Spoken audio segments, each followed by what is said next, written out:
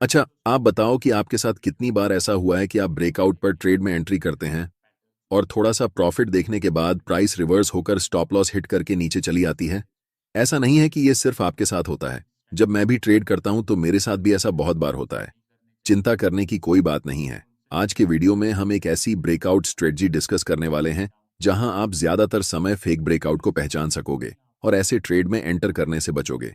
तब आपका ट्रेडिंग में विन रेट भी बढ़ेगा। सबसे पहले जानते हैं ब्रेकआउट क्या होता है। ब्रेकआउट बेसिकली तब होता है जब प्राइस किसी इंपॉर्टेंट की लेवल को ब्रेक करती है। वह की लेवल सपोर्ट लेवल्स हो सकते हैं या फिर रेजिस्टेंस लेवल्स हो सकते हैं। दोनों में से किसी भी लेवल को अगर प्राइस ब्रेक करती है तो उसे हम ब्रेकआउट कहते हैं। फॉर एग्जाम्पल, इस चार्ट को देखो। प्राइस बहुत लंबे समय से एक रेंज में फंसी हुई थी जिसे हम कंसोलिडेशन जोन भी कहते हैं। इस कंसोलिडेशन जोन के ऊपरी लेवल पर एक रेजिस्टेंस लेवल ड्रा करेंगे और कंसोलिडेशन जोन के निचले लेवल पर एक सपोर्ट लेवल ड्रा करेंगे। इस पूरे कंसोलिडेशन के बाद जब प्राइस सपोर्ट लेवल को ब्रेक करके कैंडल नीचे क्लोज होती है, तब प्राइस बिना रुके हुए बड़ी बड़ी रेड कैंडल्स बनाते हुए नीचे चली जाती है।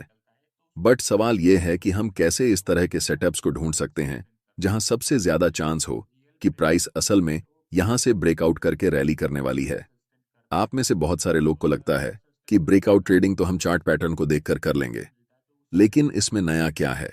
मैं आपसे एक बात कहना चाहता हूं।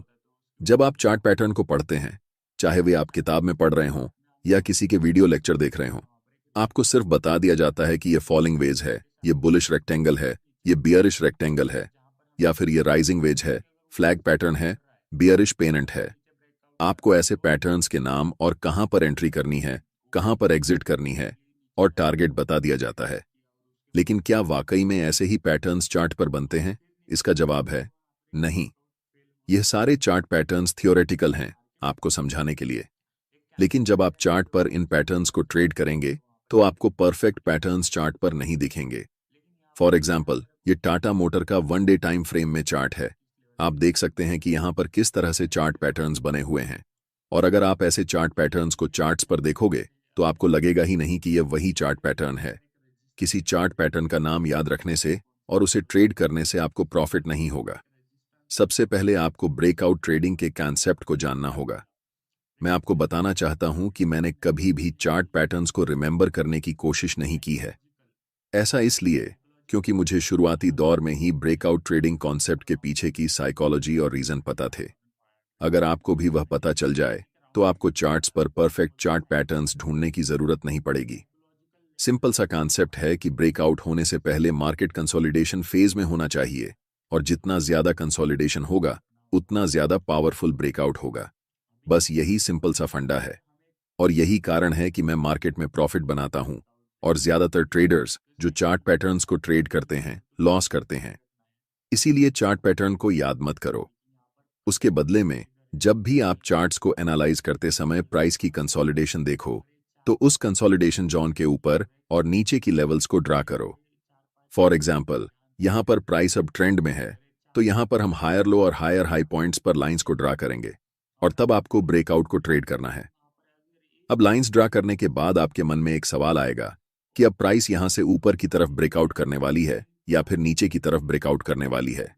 ज्यादातर ट्रेडर्स जैसे ही ब्रेकआउट होता है तुरंत ट्रेड में एंट्री कर लेते हैं और बाद में उन्हें पता चलता है कि प्राइस थोड़ी सी ट्रेड की डायरेक्शन में जाती है, फिर रिवर्स होकर स्टॉप लॉस हिट करते हुए ट्रेड के अगेंस्ट चली जाती है। तब आप रियलाइज करते हो कि ये तो फेक ब्रेकआउट था, इसमें हमें एंट्री नहीं करनी चाहिए थी। सिर्फ कहीं पर भी ब्रेकआउट होने से ट्रेड में एंट्री करना सही नहीं होता है, क्योंकि 80% ऑफ टाइम जब प्राइस इनकी लेवल्स को ब्रेक करती है तो वह फॉल्स ब्रेकआउट होता है। डरने की कोई बात नहीं है। अब आपके मन में यही सवाल हो रहा होगा कि इतने सारे फेक ब्रेकआउट्स में से सही ब्रेकआउट को कैसे पहचानेंगे। जब भी प्राइस ब्रेकआउट करती है तो उस समय आपको मोमेंटम कैंडल को पहचानना होता है। वह मोमेंटम कैंडल चाहे एक बड़ी कैंडल हो सकती है या फिर छोटे छोटे एक जैसे कैंडल्स बनकर बड़ी कैंडल के बराबर हो सकती हैं। यहां पर प्राइस रैली के बाद कंसोलिडेशन जोन में है, इसलिए हम इस कंसोलिडेशन जोन के ऊपर और नीचे के की लेवल्स को मिलाकर लाइंस को ड्रा करेंगे। और जब भी price next time consolidation zone के अपर लेवल को ब्रेक करके कैंडल ऊपर क्लोज होती है तो हमें वहां पर ट्रेड के लिए प्लान बनाना है। इस चार्ट में दिक्कत यह है कि यह लंबी कैंडल जो मोमेंटम कैंडल है वह जस्ट ऊपर जाकर क्लोज हुई है, यानी कि अपर लेवल से ज्यादा ऊपर नहीं गई है, उसके जस्ट नजदीक जाकर क्लोज हुई है। इसलिए यहां पर हम नेक्स्ट कैंडल का इंतजार करेंगे। अगर वह नेक्स्ट कैंडल बुलिश हो जाती है तो हमारे लिए यह एक परफेक्ट एंट्री सेटअप रहेगा। अब यहां पर सिर्फ 3 पॉसिबिलिटी हैं। पहला, या तो प्राइस यहां से डायरेक्ट ऊपर चली जाएगी।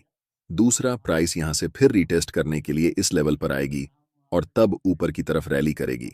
और तीसरा, कि प्राइस डायरेक्ट यहां से नीचे की तरफ आती है और हमारा स्टॉप लॉस हिट हो जाता है। लेकिन अगर हम मोमेंटम कैंडल पर ही एंट्री कर लेते हैं तो हम 2 सिनेरियो में प्रॉफिट बनाएंगे। या तो प्राइस अगर यहीं से ऊपर चली जाए तो भी हम प्रॉफिट बनाएंगे। अगर प्राइस रिसेट के लिए इस लेवल पर आए और उसके बाद रैली करे तो भी प्रॉफिट बनाएंगे। और इन द केस अगर प्राइस डायरेक्ट नीचे चली जाए तो स्टॉप लॉस हिट हो जाएगी। लेकिन हमारे पास 3 प्रोबेबिलिटी हैं, जिसमें से 2 बार चांस होंगे कि हम प्रॉफिट बना सकते हैं। और जब ब्रेकआउट के समय मोमेंटम कैंडल बनती है तो ज्यादातर चांसेस होते हैं कि प्राइस यहां से डायरेक्ट ऊपर की तरफ निकल जाएगी। यहां पर ब्रेकआउट कैंडल मोमेंटम कैंडल है, लेकिन यह कैंडल रेजिस्टेंस लेवल के ठीक ऊपर जाकर क्लोज हुई है। अगर थोड़ी और ऊपर जाकर क्लोज होती तो हम इसी कैंडल पर ट्रेड में एंट्री करते। लेकिन यहां पर हमें नेक्स्ट कैंडल का वेट करना है। मोमेंटम कैंडल के बाद जैसे ही नेक्स्ट कैंडल फॉर्म होती है और ये ग्रीन क्लोज होती है, तब हम मार्केट में बाय पोजीशन के लिए एंट्री लेंगे। एक इंपॉर्टेंट बात यह है कि जब मैं इस लाइन को कंसोलिडेशन जोन के ऊपर और नीचे ड्रॉ कर रहा था, मैंने आपको इस चार्ट पैटर्न का नाम नहीं बताया, क्योंकि चार्ट पैटर्न के नाम में कुछ नहीं रखा। ब्रेकआउट का फंडा यही है कि पहले कंसोलिडेशन होना चाहिए और उसके बाद ब्रेकआउट। जब कोई मोमेंटम कैंडल ब्रेकआउट के दौरान बनती है तब हम ट्रेड में एंट्री करेंगे। अब जानते हैं कि जब हम इस ट्रेड में एंट्री करेंगे तो हम कैसे टारगेट और स्टॉप लॉस लेंगे। स्टॉप लॉस के लिए जो ब्रेकआउट कैंडल है उसकी लो को हम स्टॉप लॉस रखेंगे। टारगेट हम फिक्स मोड में नहीं रखेंगे, जैसे 1-2 या 1-3। ये करना हमारे हिसाब से प्रॉफिट पोटेंशियल को रोकने जैसा है।